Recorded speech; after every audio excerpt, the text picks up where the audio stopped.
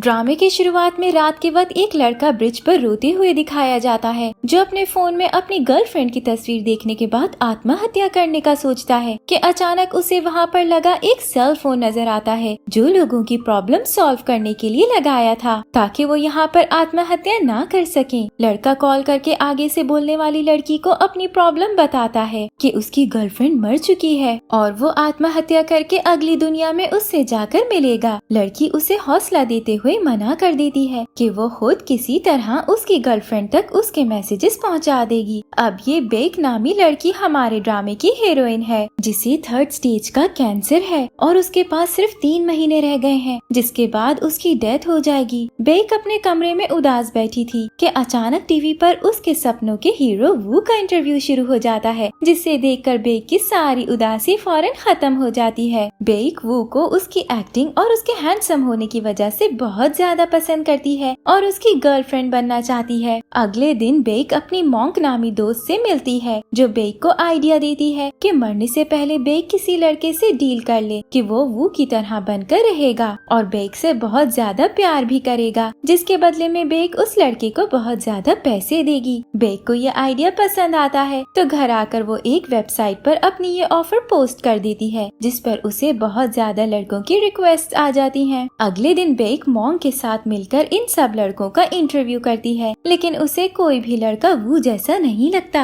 Scenes Dong नामी एक लड़के पर शिफ्ट होते हैं, जिसकी शक्ल बिल्कुल वू जैसी है, लेकिन वो इस चीज से बहुत ज्यादा तंग है, क्योंकि पहली दफा उससे मिलने वाले लोग उसे वू समझकर बहुत इज्जत देते हैं, लेकिन जब उन्हें पता चलता है कि ये वू नहीं बल्कि डोंग है, तो लोग उसका मजाक उड़ाते हुए चली जाते हैं। डोंग को उसका दोस्त हुआंग मशवरा देता है कि डोंग को भी वू की तरह एक्टिंग करके फिल्म्स में काम करना चाहिए, तो डोंग एक एक्टिंग ऑडिशन देने चला जाता है, लेकिन यहाँ भी उसकी बहुत ज्यादा इंसल्ट हो जाती है, क्योंकि उसे एक्टिंग बिल्कुल भी नहीं आती थी। दूसरी तरफ बेक की दोस्त मॉन्क रात के वक्त वू की शक्ल का एक पुतला बनाकर उस पर जादू करने के बाद विश करती है कि बेक को एक ऐसा लड़का मिल जाए जिसकी शक्ल वू जैसी हो, लेकिन उसकी आदतें वू से अलग हो। अब मॉन्क का ये जादू काम कर जाता है और हमें डोंग उसी ब्रिज के पास आत्महत्या के इरादे से जाता हुआ दिखाया जाता है, जो वहाँ पर लगे सेल फोन पर कॉल करके आगे से बोलने वाली लड़की बेक को अपनी स्टोरी सुनाता है कि वो वू जैसी शक्ल से बहुत ज्यादा परेशान है। ये सुनकर बेक को यकीन नहीं आता, तो वो कॉल काट कर ब्रिज पर डोंग को देखने आती है, जहाँ डोंग उसे आंख मार देता है और दोनों काफी देर तक रोमांटिक मूड में एक दूसरे को देखते रहते हैं। बेक डोंग को भी अपनी ऑफर देती है कि वो 3 महीने तक उसका बॉयफ्रेंड बनकर रहे, लेकिन साथ ही उसे वू जैसी एक्टिंग भी करनी आनी चाहिए। डोंग को पहले ही वो पसंद नहीं था, तो उसे बहुत ज्यादा गुस्सा आता है कि हर जगह उसे वू ही क्यों समझा जाता है, और अब एक लड़की मिली भी है, लेकिन वो भी उसे वू के रूप में देखना चाहती है, तो डोंग बेक को मना कर देता है कि वो वू नहीं बन सकता, क्योंकि उसे एक्टिंग तो बिल्कुल भी नहीं आती। यहाँ बेक डोंग को अपने कैंसर का बताती है कि 3 महीने तक वो जिंदा है, तो डोंग को एक मरने वाले इंसान की आखिरी ख्वाहिश को पूरा कर देना चाहिए। तो ये सुनकर डोंग बेक से इस ऑफर के बारे में सोचने के लिए टाइम मांग लेता है। घर जाकर डोंग अपने दोस्त हुआंग से मशवरा करता है, तो हुआंग समझता है कि शायद ये लड़की पागल है, जो इस काम के लिए इतने ज्यादा पैसों की ऑफर कर रही है। डोंग भी काफी सोचने के बाद अगले दिन बेक को कॉल करके बता देता है कि वो ये जॉब करेगा, जिस पर बेक बहुत ही ज्यादा खुश होती है और कॉल काटे बगैर ही डांस करने लग जाती है। अब बेक डोंग को सब कुछ समझा देती है कि डोंग को वू जैसे कपड़े पहनने होंगे, वू जैसे बोलना होगा और वू जैसे ही रोमांटिक बनकर बेक को प्यार करना होगा। अब डोंग के लिए ये एक बहुत मुश्किल काम था, लेकिन हुआंग उसकी बहुत मदद करता है। डोंग टीवी पर वू का एक ड्रामा देखकर डायलॉग्स याद करता है, बहुत ज्यादा पैसे लगाकर वू के कपड़ों जैसे कपड़े मंगवाता है, एक्टिंग करने की बहुत ज्यादा प्रैक्टिस भी करता है और साथ ही वू के जैसे बॉडी बनाने के लिए एक्सरसाइज भी शुरू कर देता है। अपनी सारी तैयारी पूरी करने के बाद डोंग बेक को कॉल करके अगले दिन एक रेस्टोरेंट पर मिलने के लिए बुला लेता है। बेक खुशी खुशी रेस्टोरेंट में पहुंच जाती है, लेकिन डोंग उसे बहुत ज्यादा इंतजार करवाने के बाद वहां आता है और बेक को हेलो करने के बजाय गुस्से से पूछता है कि उसने उसे यहाँ क्यों बुलाया, जबकि डोंग ने 10-15 साल के बच्चे के कपड़े पहने हुए थे, ताकि कपड़ों की फिटिंग की वजह से वो ज्यादा हैंडसम लगे। बेक डोंग को देखकर बहुत हैरान होती है, क्योंकि डोंग उसकी इंसल्ट किए जा रहा था, यानी कि डोंग वू की एक्टिंग करने की कोशिश कर रहा था। फिर बेक डोंग को समझाती है कि उसे इस तरह करने के बजाय रोमांटिक बनना चाहिए, और बेक विजन में सोचती भी है कि डोंग पीछे से आकर बेक के लिए केक लाता है और बहुत ही रोमांटिक तरीके से उसकी तारीफ करता है। डोंग घर आने के बाद दोबारा वू के सारे ड्रामे देखने के बाद एक सीन सीख लेता है कि पीछे मुड़कर एक लड़की को रोमांटिक नजरों से कैसे देखना है। दूसरी तरफ बेक अपनी जॉब से रिजाइन करने के बाद ऑफिस से बाहर जा रही होती है कि उसे उसी ब्रिज पर डोंग नजर आता है, जो बेक को प्यार से देखने के बाद अपनी जैकेट उतारकर उसे पहना देता है, जिस पर बेक बहुत ज्यादा खुश होती है क्योंकि उसे अब डोंग के साथ रोमांटिक फीलिंग्स आ रही थी। डोंग बेक को एक बार में ले जाता है जहाँ डोंग खुद ड्रिंक करने के बाद बेक को भी ड्रिंक करने का बोलता है, लेकिन वो ड्रिंक नहीं करती। यहीं एक लड़की डोंग को वो समझकर उससे ऑटोग्राफ मांगने आती है, तो डोंग उसे समझाने की बहुत कोशिश करता है कि वो नहीं है बल्कि उसका हमशक्ल है। लड़की ये बात नहीं मानती और अपने बॉयफ्रेंड को बुला लेती है। बेक फिर दोनों को समझा देती है कि ये वाकई वो नहीं है, जिसके बाद डोंग यहाँ से जाते वक्त बेक का हाथ पकड़ लेता है, लेकिन असल में उसने बेक का नहीं बल्कि वो दूसरी लड़की का हाथ पकड़ लिया था, जिस पर उस लड़की का बॉयफ्रेंड डोंग को मुक्का मार देता है। फिर पिटाई कराने के बाद डोंग और बेक दोनों अपने अपने घर चले जाते हैं। अगले सीन में बेक को एक खौफनाक से कमरे में बंद दिखाया जाता है, तो डोंग उसे कॉल करके बताता है कि वो बेक को आजाद करवाने आ रहा है, यानी कि ये सारा भी इनका प्लान था। डोंग बेक के पास पहुंचकर कमरे का ताला खोलने लगता है तो चाबी टूट जाती है, तो डोंग कुछ आदमियों को मदद के लिए बुलाता है, लेकिन उनके आने में अभी 3 घंटे थे। तो कमरे के अंदर बेक की हालत खराब होना शुरू हो जाती है क्योंकि उसकी दवाई का टाइम हो गया था। ये देखकर डोंग हीरो बनते हुए अपने हाथों से ही ताला तोड़कर बेक को दवाई खिलाने के बाद उसे घर छोड़ने चला जाता है। वापस अपने घर आने के बाद डोंग हुआंग को अपनी सारी स्टोरी सुनाता है, तो हुआंग एक कॉमिक राइटर था, तो वो ये सारी स्टोरी लिखकर पोस्ट कर देता है, जो बहुत ज्यादा वायरल हो जाती है, और इसके साथ ही बार में खींची गई बेक और डोंग की फोटोज भी वायरल हो जाती हैं। दूसरी तरफ टीवी पर वो दिखाया जाता है जिससे एक रिपोर्टर बेक और डोंग की फोटो दिखाकर पूछता है कि क्या ये लड़की वो की गर्लफ्रेंड है, क्योंकि वो डोंग को वो समझ रहे थे, जिस पर वो बहुत ज्यादा परेशान होता है कि उसने आज तक इस लड़की को देखा भी नहीं, तो उसकी फोटो इस लड़की के साथ कैसे आ गई, यानी कि वो भी डोंग को पहचान नहीं पाया था। अगले सीन्स में बेक एक थिएटर में डोंग की एक्टिंग देखने जाती है, जहाँ लोग डोंग का नाम लेने के बजाय उसे नकली वो कहते थे, जिस पर बेक को बहुत ज्यादा दुख होता है कि डोंग की वाकई अपनी कोई असली पहचान नहीं है। इसके बाद डोंग और बेक एक रोड पर मिलते हैं, जहाँ डोंग एक कैमरा से बेक की बहुत सारी फोटोज बनाता है, क्योंकि डोंग जानता था कि आज तक किसी ने भी इस तरह उसकी कोई फोटो नहीं बनाई और न ही उसके पास उसके बचपन की कोई फोटो है, क्योंकि बेक अनाथ आश्रम में रहती थी। बेक फोटोज बनवाकर बहुत खुश हो रही थी कि अचानक उसे फोन पर मॉन्ग के मैसेजेस आते हैं, जिनमें हुआंग की पोस्ट की हुई कॉमिक स्टोरी थी। बेक स्टोरी पढ़ती है तो उसे बहुत ज्यादा गुस्सा आता है, क्योंकि स्टोरी में बेक को एक बहुत बुरी लड़की शो करवाया गया था, जो कैंसर का बहाना करके एक लड़के डोंग को जबरदस्ती पैसे देकर उसे अपने साथ रहने पर मजबूर करती है, और सही एक्टिंग ना करने पर डोंग की बहुत ज्यादा इंसल्ट भी करती है। बेक अपने बारे में ऐसी गलत बातें पढ़कर बहुत ज्यादा उदास होती है और डोंग पर गुस्सा करने लगती है कि उसने अपने दोस्त को उनकी स्टोरी क्यों सुनाई थी। यहाँ दोनों की बहुत ज्यादा लड़ाई होती है, तो डोंग बेक से माफी भी मांगता है, लेकिन बेक कॉन्ट्रैक्ट खत्म करके चली जाती है कि वो डोंग को पैसे भेज देगी। घर जाने के बाद डोंग बहुत ज्यादा उदास होता है, क्योंकि उसे बेक से प्यार हो चुका था। तो हुआंग ये देखकर डोंग से माफी मांगने के बाद उसे मशवरा देता है कि डोंग को बेक के सामने अपने लव का बता देना चाहिए। जबकि दूसरी तरफ बेक भी डोंग को याद करके बहुत रोती है और उसके मरने के दिन भी करीब आ रहे थे, तो बेक को कुछ दिन के लिए हॉस्पिटल में एडमिट होना पड़ता है, जहाँ बेक अपनी दोस्त को डोंग के साथ गुजारे हुए वक्त की स्टोरी सुनाती है कि बेक भी डोंग को पसंद करने लगी है। घर आने के बाद बेक अपना सारा सामान पैक करती है, क्योंकि वो ये जगह छोड़कर जाना चाहती थी, और डोंग भी इरादा कर लेता है कि वो आज बेक से मिलकर उसे प्रपोज करेगा। अब वो को बहुत सारे रिपोर्टर्स की तरफ से धमकियां मिलना शुरू हो जाती हैं कि अगर उसने उन्हें पैसे ना दिए तो वो उसकी उस लड़की के साथ फोटोज वायरल कर देंगे, जिस पर वो को बहुत ज्यादा गुस्सा आता है। अब बेक घर से जाने ही लगी थी कि डोंग आकर उसे बताता है कि वो है। बेक यकीन नहीं करती, लेकिन उसे किसी तरह पता चल जाता है कि ये डोंग नहीं बल्कि वो ही है जो खुद उसके घर उससे मिलने आया है। अब वो बेक से सारी बात पूछता है कि उसकी पिक्स उसके साथ कैसे वायरल हुई हैं। तो बेक डोंग के बारे में बताने ही लगती है कि उसे याद आता है कि डोंग को ये बात बहुत बुरी लगती है कि कोई उसे वू की कॉपी कहे। तो बेक झूठ बोल देती है कि उसने वू की पिक्चर्स लेकर अपने साथ पिक्चर्स को एडिट किया है ताकि इन्हें वायरल करने के बाद वू से मिल सके। वू यहाँ बेक की कैंसर की मेडिसिन भी देखता है तो उसे एक आइडिया आता है। वो बेक को मजबूर करता है कि घर के बाहर जाकर बेक रिपोर्टर्स को इंटरव्यू देते हुए ये कहेगी कि उसने सिर्फ वू से मिलने के लिए ये फोटोज एडिट की हैं। तो बेक डोंग के लिए ये सब मान जाती है ताकि डोंग को कोई दोबारा नकली वू ना कहे। अब घर के बाहर जब बेक वू की कही हुई बातें बताती है तो लोगों को यकीन नहीं आता कि ये फोटोज एडिटेड हैं। तो यहाँ वो मजीद इंसल्ट से बचने के लिए बेक की कैंसर रिपोर्ट्स दिखाकर झूठ बोलता है कि वो छुपकर बेक के हॉस्पिटल की सारी फीस दे रहा है, जिसके लिए उसे कभी कभी बेक से मिलना पड़ जाता था ताकि बेक मरने से पहले अच्छी यादें साथ लेकर जाए। लोग ये सुनकर वो की बहुत तारीफ करते हैं कि वो अपने फैंस का इतना ज्यादा ख्याल रखता है। अब दूसरी तरफ डोंग ट्रैफिक में फंसा होता है तो उसे बेक की एक बात याद आती है कि हीरो अपनी गर्लफ्रेंड से मिलने के लिए भागते हुए भी आ जाया करते हैं। तो डोंग टैक्सी से निकलकर भागते हुए बेक के घर जाता है जहाँ बेक और वो का इंटरव्यू हो रहा था। डोंग को ये देखकर बहुत बुरा लगता है कि वो बेक के कैंसर का फायदा उठा रहा है। तो वो सबके सामने वो के पास जाकर उससे हॉस्पिटल का नाम पूछता है, लेकिन वो कुछ नहीं जानता था, जिस पर लोगों को पता चल जाता है कि वो झूठ बोल रहा है और वो के हम शक्ल डोंग को देखकर बहुत हैरान होते हैं। डोंग अपनी और बेक की सारी स्टोरी सच सच बता देने के बाद बेक को सबके सामने ही किस कर देता है, जिस पर लोगों का सारा ध्यान वो से हटकर इन दोनों की तरफ हो जाता है। अब डोंग बहुत ज्यादा मशहूर हो गया था कि उसने एक बीमार लड़की का इतना ज्यादा ख्याल रखा, जबकि बेक भी हॉस्पिटल में एडमिट थी।